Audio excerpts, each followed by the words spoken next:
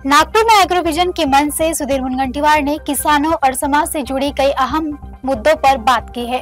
उन्होंने साफ कहा कि किसी भी मांग को लेकर आवाज बुलंद करना जरूरी है, लेकिन आत्महत्या किसी समस्या का हल नहीं है। मुनगंटीवार ने किसानों की दिक्कतों पर भी बात की और कहा कि यूरिया की कभी कमी नहीं होनी चाहिए। इसके साथ ही उन्होंने चुनाव में देरी और कई अहम मुद्दों पर बात की है। ही खरी तर आमच्या सर्वांची जबाबदारी आहे। आम्ही सामाजिक व राजकीय क्षेत्रात जेव्हा येतो तेव्हा कोणी आम्ही या क्षेत्रात यावं यासाठी आंदोलन केलेलं नसतं, यासाठी उपोषणाला कोणी बसलेलं नसतं। आम्ही स्वखुशीने आनंदाने सामाजिक सेवा जनसेवा करण्याच्या मानसिकतेतून जर राजकारणात येतो तर जितकी महत्तम सेवा करता येईल, जितक्या महत्तम योजना आम्हाला पूर्ण करता येईल, जितके उत्तम विषय जनतेचे मांडता येईल, जो अधिकार आपल्याला प्राप्त होईल त्या अधिकाराला योग्य पद्धतीने आपण न्याय देऊ शकू या भावनेने काम केलं पाहिजे। एक गोष्ट खरी आहे, हम रहे या ना रहे भारत ये रहना चाहिए हा भाव घेऊन आपण काम करतो आणि मग हा भाव असेल तर उत्तमातलं उत्तम कार्य कसं करता येईल या दृष्टीने नेहमी मी प्रयत्नशील राहतो। कुठं कमी असेल उणीव असेल तर जेव्हा माझ्या लक्षात येते तेव्हा ती उणीव मी दूर करण्याचा प्रयत्न करतो। मला अजूनही आठवतं की मी मंत्री म्हणून माझं कार्यालय आयएसओ केलं आणि ते देशातलं पहिलं आयएसओ कार्यालय होतं। मी अर्थमंत्री झालो तेव्हा मग आज तक इंडिया टुडे यांनी स्वर्गीय अरुण जेटलींच्या हस्ते बेस्ट फायनान्स मिनिस्टर म्हणून पुरस्कार दिला, कारण मी 11,975 करोड रेव्हेन्यू सरप्लस केलं। तर मला वाटतं जो भी काम करो व ईश्वर की अर्चना समझ कर करो। ते दोघेही सख्खे चुलत भाऊ आहे आणि फक्त सख्खे चुलत भाऊ नाही, सख्खे मावस भाऊ आहेत। विचार त्यांचा एक आहे। परीस असणाऱ्या स्वर्गीय हिंदुहृदय सम्राट बाळासाहेब ठाकरेंचा स्पर्श त्यांना जागा आहे। एकत्र यायला कोणाचाही आक्षेप नाही, आमच्या शुभकामना आहे। या पितृपक्षामध्ये त्यांची चर्चा सुरू झाली आहे।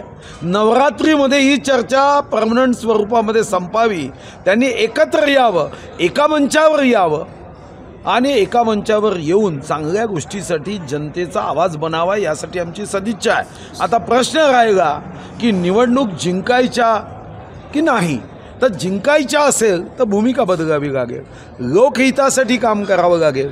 फक्त माननीय मोदीजींचा विरोध करून मोठं होता येत नाही। एखाद्या मेरिटच्या विद्यार्थ्यांची निंदा करून 35 मार्कापेक्षा कमी मार्क घेणारा विद्यार्थी मेरिटमध्ये येत नाही, त्याला अभ्यास करावा लागेल। ओबीसीचं आरक्षणाला कुणीही धक्का पोचवू शकत नाही। या देशाचे प्रधानमंत्री महोदय स्वतःच ओबीसी आहे आणि त्यांच्या आरक्षणाला दूर दूरपर्यंत धक्का पोचू शकत नाही। जर तुम्ही या संदर्भात काँग्रेस नेते जेव्हा श्री मनोज जरांगेजीच्या उपोषणाला भेटायला गेलेत तेव्हा यांच्याच पक्षातल्या काही नेत्यांनी ओबीसीमधून मराठ्यांना आरक्षण द्यावं अशी मागणी केली होती आणि नंतर त्यांच्या लक्षात आलं की आपण ही मागणी केली ही चूक आहे। ओबीसी बांधवांच्या आरक्षणाला धक्का कोणीही लावू शकत नाही। हां, मराठा समाजाला त्यांचा न्याय्य हक्क देण्यासाठी योग्य चिंतन मंथन करून या अगोदर 10% आरक्षण दिलं। या संदर्भामध्ये सारथीचा जन्म झाला आणि मराठा समाजाचा जो तरुण आहे, जो देशभक्त आहे, त्या तरुणीला न्याय देण्यासाठी माझा विश्वास आहे की महायुतीचं सरकार ज्यामध्ये स्वतः देवेंद्रजी लक्ष ठेवून आहे, स्वतः माननीय एकनाथ शिंदेजी मराठा समाजाचं प्रतिनिधित्व करतात, महाराष्ट्राचंही करतात, स्वतः अजित पवार महाराष्ट्राचं व मराठा समाजाचंही प्रतिनिधित्व करतात, तिथं ओबीसी पंतप्रधान असणाऱ्या देशात ओबीसींवर अन्याय होणार नाही आणि मराठा समाजाचं प्रतिनिधित्व करणाऱ्या 2 उपमुख्यमंत्र्यांच्या नेतृत्वात देवेंद्रजी मराठ्यांवरही कदापिही अन्याय होऊ देणार नाही ही आमची खात्री। या नीतीबद्दल अजूनपर्यंत माझ्या काही कोणत्याही अभ्यासक्रमात वाचण्यात आलं नाही।